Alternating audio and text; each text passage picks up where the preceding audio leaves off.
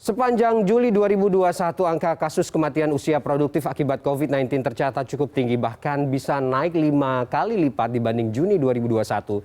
Padahal faktor risiko yang banyak ditemukan pada kelompok usia lansia justru lebih tinggi dan dominan. Bagaimana memahami situasi ini, apa yang menjadi penyebabnya, serta apa yang perlu diwaspadai sebagai bentuk antisipasi, kita bahas bersama Dewi Nur Aisyah, Kabid Data dan Teknologi Informasi Satgas COVID-19. Selamat sore, Ibu Dewi. Selamat sore, Mas. Ya, terima kasih sudah bergabung dengan kita sore ini. Bu Dewi, kita ingin memastikan lagi soal paparan data yang sempat Anda sampaikan beberapa waktu lalu di bulan Juli ya, dicatat kelompok usia produktif ini justru menyumbang 5 kali lipat angka kematian akibat virus COVID-19 dibanding bulan sebelumnya di Juni 2001. Bagaimana kita bisa memahami angka-angka ini secara sederhana akan bisa diketahui juga oleh masyarakat? Apa penyebabnya? Oke, mungkin yang pertama gambarannya adalah tadi sudah disampaikan bahwa di bulan Juli 2021 Indonesia mengalami jumlah angka kematian yang sangat tinggi gitu ya dibandingkan dengan bulan-bulan sebelumnya. Dan ternyata pada saat kita mencoba untuk melihat karakteristik siapa saja pasien COVID-19 yang mengalami kematian, kita melihat bahwa memang kematian pada usia 46 sampai 59 tahun ini meningkat 5 kali lipat dibandingkan di bulan Juni. Kemudian usia 31 dan 45 tahun juga kenaikannya sangat signifikan, naik sebanyak 5 kali lipat.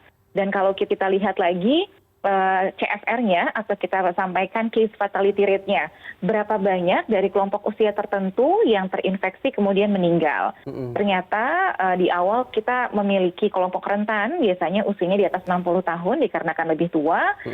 Ini CFR-nya ternyata malah mengalami penurunan di bulan Juli, yang sebelumnya di bulan Juni adalah 10,86.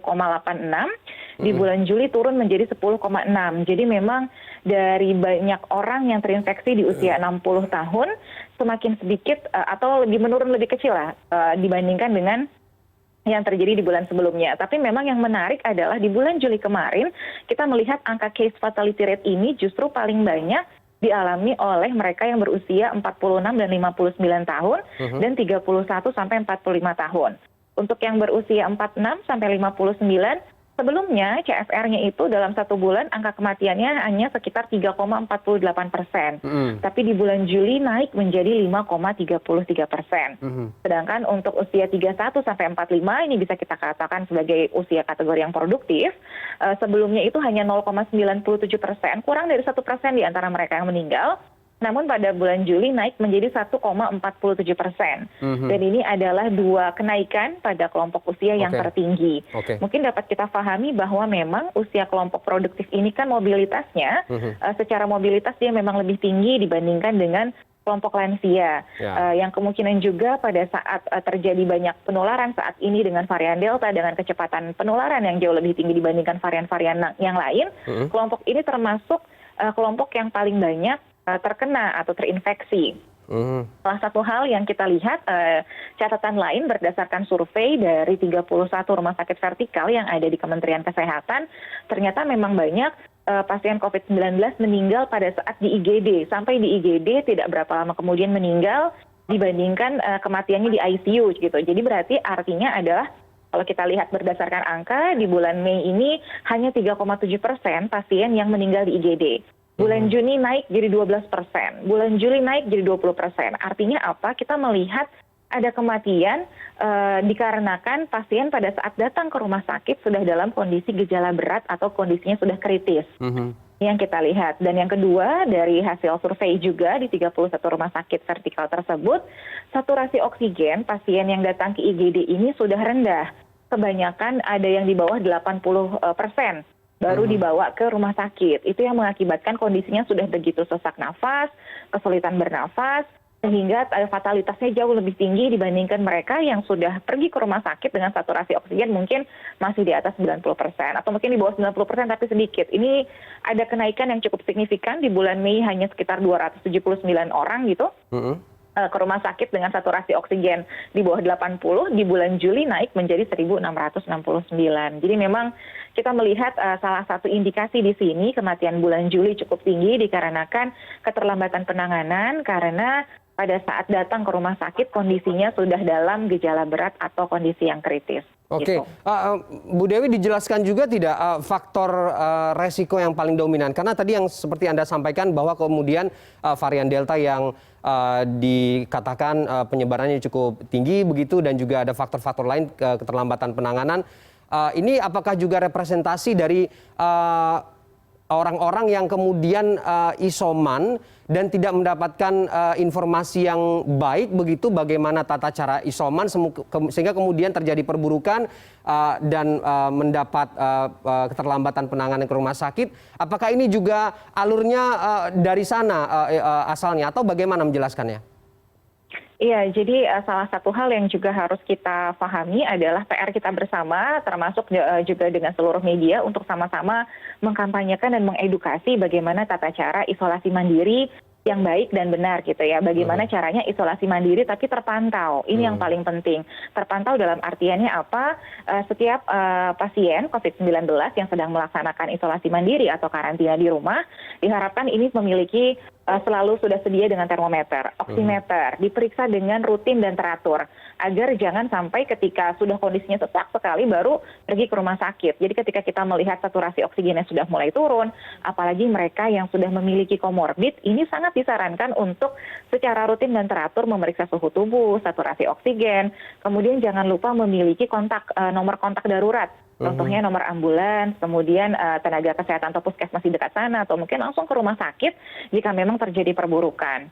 Mungkin salah satu hal lain juga yang mengakibatkan kondisi seperti ini, ada di salah satu paper di jurnal internasional pernah disebutkan salah satu karakteristik dari varian Delta saat ini adalah bukan hanya dia lebih cepat menular, tapi juga masa inkubasinya lebih pendek, masa kesembuhannya juga lebih cepat, tapi perburukannya juga dapat terjadi lebih cepat.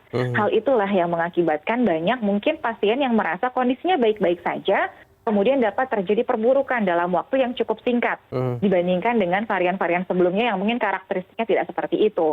Nah, hal tersebut yang memang akhirnya penting sekali jika memang masih bisa melakukan isolasi di fasilitas karantina terpusat akan jauh lebih baik karena ada petugas kesehatan di sana yang bisa memantau. Tapi kalau melaksanakan isolasi mandiri di rumah, pastikan sekali ketersediaan dari pengecekan suhu tubuh, oximeter dilakukan secara teratur, kemudian kontak darurat juga dimiliki untuk bisa segera dihubungi ketika terjadi adanya perburukan. Oke. Seperti itu. Oke, tadi informasi sebelum kita dialog ini soal bagaimana bor di rumah sakit darurat Wisma Atlet juga terjadi penurunan ya, begitu 25%. Artinya kemudian kalau kita menggunakan data-data dari sebelumnya, apakah kemudian variabel-variabel ini juga cukup akan bisa memprediksi apa yang terjadi di bulan Agustus ini? Apakah juga bisa menyimpulkan sementara walaupun Agustus masih di minggu pertama ini, dengan apa yang sudah dilakukan dan antisipasi yang berjalan, PPKM yang berlangsung beberapa pekan, ini bagaimana bisa dijelaskan soal ke depannya? Paling tidak 1 bulan ke depan apa yang bisa diprediksi? Ya, jadi harapannya dengan pelaksanaan pengetatan mobilitas, terutama dengan dilaksanakannya PPKM level 4, gitu ya, kita melaksanakan pengetatan mobilitas masyarakat atau penduduk, kita sudah mulai melihat dampak, terutama di Pulau Jawa dan Bali, gitu ya, terutama di Pulau Jawa, DKI Jakarta, jauhnya luar biasa penurunannya. Sebelumnya kasus aktif pernah lebih dari 100.000, saat ini hanya tinggal 13.000. Wisma Atlet pernah mencapai bor 90% di bulan Juni, saat ini sudah tinggal 25%. Jadi kita melihat memang secara besaran kasus atau magnitude dari kasusnya ini sudah jauh berkurang, terutama di Provinsi DKI Jakarta. Kemudian kita juga melihat di beberapa provinsi lain di Pulau Jawa juga sama trennya penurunan, bor juga sama mengalami penurunan. Artinya memang dampaknya mulai dapat kita rasakan. Tapi kembali kita ingatkan pada saat ini penambahan jumlah kasus dapat kembali terjadi jika tidak diiringi dengan kepatuhan atau kedisiplinan protokol kesehatan.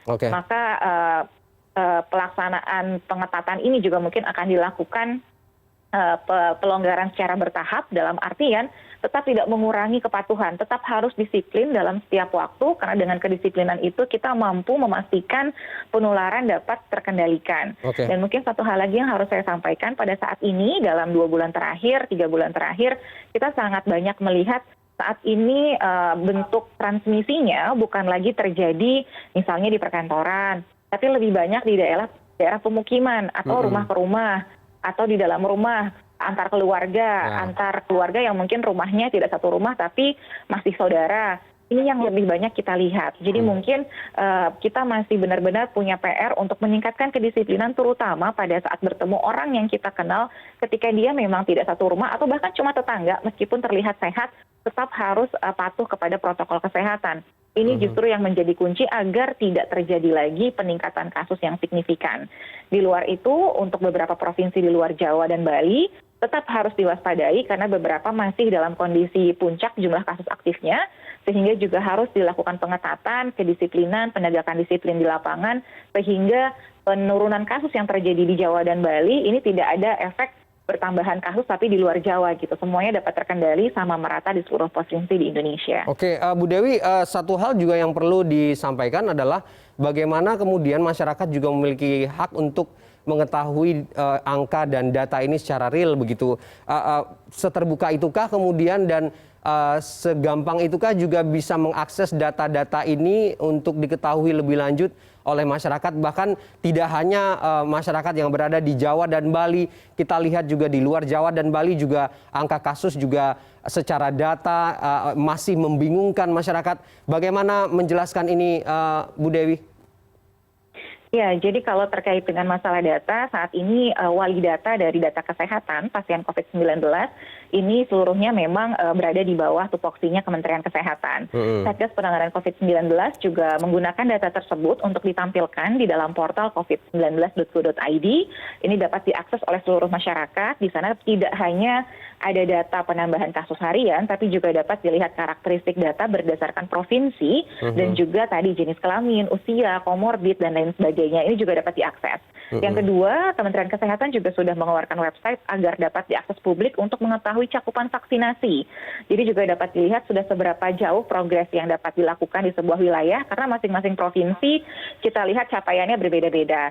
Dan yang ketiga, jalurnya adalah dari pemerintah daerah yang juga memiliki website untuk menampilkan data-data di daerah mereka gitu ya. Jadi sebenarnya memang kalau misalnya melihat ada perbedaan data, ada beberapa hal yang harus ditelusuri. Misalnya kalau di Kementerian Kesehatan menutup data jam 12 siang.